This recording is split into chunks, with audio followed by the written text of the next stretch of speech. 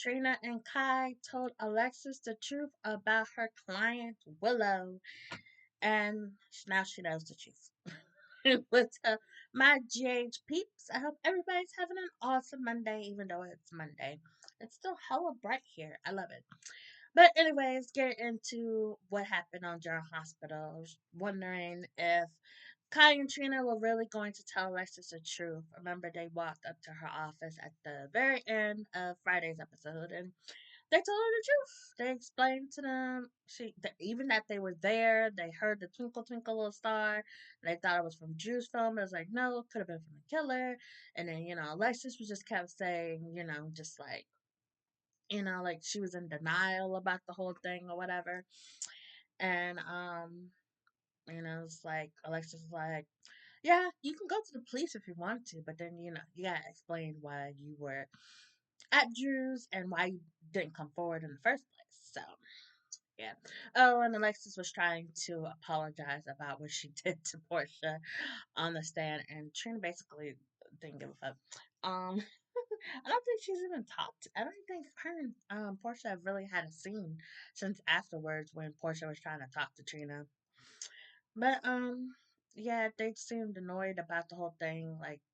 Uh, like okay, she don't believe us or whatever. But yeah, they were there for every day of the trial, and I was like, I guess that makes sense. They were on the scene. Yeah, I guess they did show them every scene or whatever. Every scene, every day that the court hearing was going on. But anyways, afterwards, Alexis checked Willow's phone logs, and she had highlighted some. And so she saw the number. She called the number, and sure enough, it was Wiley's phone. She's like, "Who am I speaking with?" He's like, "Wiley Corinthos." Sorry, I'm not allowed to talk to strangers. Bye. Just like, he just put the phone down and like back to his game. I was like, whatever. And Alexis just like she didn't say nothing else the rest of that scene. She just like, oh crap, I'm defending a murderer, attempted murderer, because unfortunately Drew's still alive. But what will Alexis do? I wonder. I didn't read any spoilers. I'm not interested in spoilers this week. I wanna whatever happens, I wanna see happen with my own eyes. I didn't don't want to hear about it. So I wonder if Alexis is really gonna have Willow continue to get off on this, because the way that get off dirty joke. No, keep on with your talking. Will she continue to help Willow get off on these charges? Just to stick it to Drew, and hopefully, she hopes that Willow will try again, but this time, actually go through with it, you know, full on, or will she tell Drew about it? I don't know, but speaking of Willow, oh yeah, I didn't do a review for Friday's episode, but Carly, I threw a drink on Drew. Carly and Jason were having dinner at the same place. Drew and Willow were having dinner, and she threw some kind of drink on him. I thought it was water, but Willow's like, "Let me, treat that before it stains," and that just made me look down at my shirt and just realize how big of a mess I made of my salad. I didn't realize tomatoes like stain so easily. But anyways, I have another tank top like this if it don't come out. But anyway, yeah. So I guess it was vodka or something because it was clear. So that's the first thing that popped in my head if it wasn't water. But anyways, he goes and answers the door shirtless. It's Nina, and I'm like, ugh, Lord, what she want. But Drew ends up leaving them alone because Marty shows up. Tracy had filed a oh lordy, basically make it so that Drew has to give back all the shit that he stole from Alexis's that Tracy, not Alexis's, lordy, from Lulu's that Tracy had took over there. And so if not, then he will be in big, big trouble. And Drew was pissed about that, so he went over to the quarter meetings while they talked. And Willow was still trying to make it seem like she needs Drew to not only help her get off on these charges, but also to get her kids back. And it's just telling her, no, you don't need him or whatever. And I'm like, girl, if you only knew about your daughter, which just made me sit back and think, all this time we thought that she was just some crying little bitch or whatever, but no, she's a really calculating little bitch. She's a calculated bitch, not a crybaby bitch. So, yeah, it runs in the family. It's in the Reeves genes. But anyways, so over at the Quartermains, Tracy's bringing back cocktail hour that Edward had created, and they let fall to the wayside. So I'm wondering if they're going to continue this tradition or whatever. Go sitting around chatting like a family, and that's when Tracy was talking about the lawsuit or whatever, and then flashback and remembered having a heart attack, and Drew didn't do shit, just walked away from him. And so he had to tell the family, and they were hella pissed. And I'm like, it's about time it comes out. Because I'm like, it happened. And then I was like, why didn't Ned? First of all, I don't really understand why they did that in the first place. Because, oh yeah, Ned wanted some alcohol, but mommy said no. And so did wifey. So, and it's like, why am I still here if I can't have booze? Anyway, I feel you on that one. But but anyways, yeah, I was wondering when this is gonna come up again. I really never really understood Ned having a heart attack. Anyways, it was like, I guess it was ended up being a bonding moment between Geo and Brooklyn, helped them get closer, and I guess to make Drew look even more like an asshole. Like we really didn't need any other examples or oh shit, hope I didn't fuck up my thing. Um, we didn't need any more scenarios to know that. But anyways, there's some last night. Oh yeah, we never saw him in the hospital bed, just being taken into the hospital. I don't even think they showed him getting taken into the hospital. I think just outside of the Bobby's. I was so about to call it like three other different names. First of all, one soap opera, and the other one is what it used to be called. But anyways, yeah, we didn't see him in the bed, hooked up to no tubes or nothing. I was like, what the Wally's slacking because he's barely on Days of Our Lives either. Let me stop. And so Drew and Wiley Marty showed up, and Yuri he was ready to whoop some ass, and I thought it was hilarious. Took Drew's cane and he almost fell over. Good thing Marty was standing there. I was like, dang, oh, it would have been hilarious if he fell again.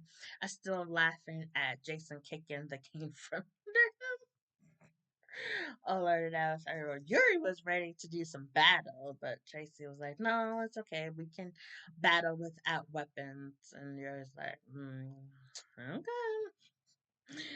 But it's funny, and they just back and forth, and they talked about, not him, about Drew not helping. Oh lordy, Ned. I was about to call him something else. Ned with his heart attack, and here coming downstairs, and some heels with a shotgun is Olivia. I'm like, oh my god. She's like, the only thing that's stopping me from pulling the trigger is that Ned's still alive. And she was just telling them to get out. She's like, you know, just get out of here. And Drew's like, you're not gonna do that in front of your cop son-in-law or whatever. And Chase is like, oh, I'm suspended. And it's like, and you're trespassing. So Marty's like, you know what? I'm out of here. And then Drew finally left. And sure enough, the gun wasn't loaded. I was like, as soon as they left, the way that she was holding him, like, did she not even load that shit, did she? And sure enough, it won't load it. And Tracy's like, oh, you can have it as yours. And I was like, oh. Very touching moment between mother-in-law and daughter-in-law. I've never seen them be so beautiful on the scene.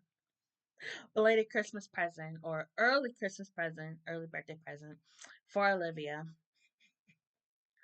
Oh Lord, those things are really funny. But over in the stables, um Cody and Felicia are looking for James's riding gloves. How the hell did they get behind? It was like a table or something. I forgot what it was. Like how I guess maybe you put them on the table and they fell over. That's what happened to top to a trash can. Somehow it fell behind the trash can. And it's not that the trash can is basically up against the wall. Anyways, yeah, and Cody was all sad because Molly didn't want to be his girlfriend, and Felicia's like, trying to be a good stepmommy. Speaking of which, did they ever say who Cody's real mom is? Is somebody that we know or just some random trick from yeah, he grew up with Dante. So back in Bensonhurst. I don't know. But Molly and Christina were talking about it too, and Molly's like, I really messed up. Cody wanted me to be his girlfriend and I didn't say that or whatever. And Cody was talking about maybe her and TJ's breakup is still fresh. I'm like, when the hell did they break up? Because I've been back watching for 6 months, but then I'm like, then again, TJ and Molly, they dated for like since they were teens, so that will probably would take a bit of a time to get over something that long. Mhm. I don't know. But Molly went to go see Cody and agreed to be his girlfriend, and then he carried her up the stairs so they can passionately hug, cementing their relationship. Which is funny. It's like you passionately hugged, and now you passionately hugged, but you didn't want to be his girlfriend. That's some messed up stuff. The modern days. Oh lordy, what else happened? Oh, Jacinda and Michael were talking, and Jacinda talked to Christina too and told her that she returned her money. It's at Michael's, and she's like, okay, cool, whatever. I thought that was funny. And Jacinda was apologizing. She should have left town. I'm like, yeah, you should have. Anyways, but she went to go talk to. I don't remember the rest of the conversation, but she went to go talk to Michael, and so now her and Wiley are gonna be playing games together. I'm like, oh, his new mommy is a gamer too. But Michael is still not upset with Jacinda, and Christina's just oh, but I forgot to say it to him. Christina or Jacinda are trying to like, aren't you freaking out? I think it was Christina. It was like, aren't you freaking out? You could possibly be convicted of attempted murder, and Michael is not worried at all. But I don't know. We'll see how it what Alexis will do about all of this. But I don't know. But I think that's all that happened. I don't remember anything else happening. Hmm. I don't know. I don't know. It was a slow day at work, and about part of my lunch break was during general hospital, so that's why I remembered so much what happened. I think this is probably my best review in a while. Yeah, I agree. Yeah, so what do you guys think Alexis will do? You think she's going to do the right thing like Cassadine would? Or you think she's just going to help Willow get away with this so that Drew can let her see Scout? I don't know. But if Drew is dead, then she can have Scout whenever she wants to. Unless it's in Drew's will that she doesn't get it. But I don't know. Oh yeah, that reminds me that Tracy did. She said to Drew that if he didn't handle the stuff that he would put Martin away for forging Monica's will. But then Drew brought up, "You're gonna do the same to Ronnie." And Tracy didn't say anything else. I think that's when Olivia came downstairs. Yeah, so she didn't have to answer the question.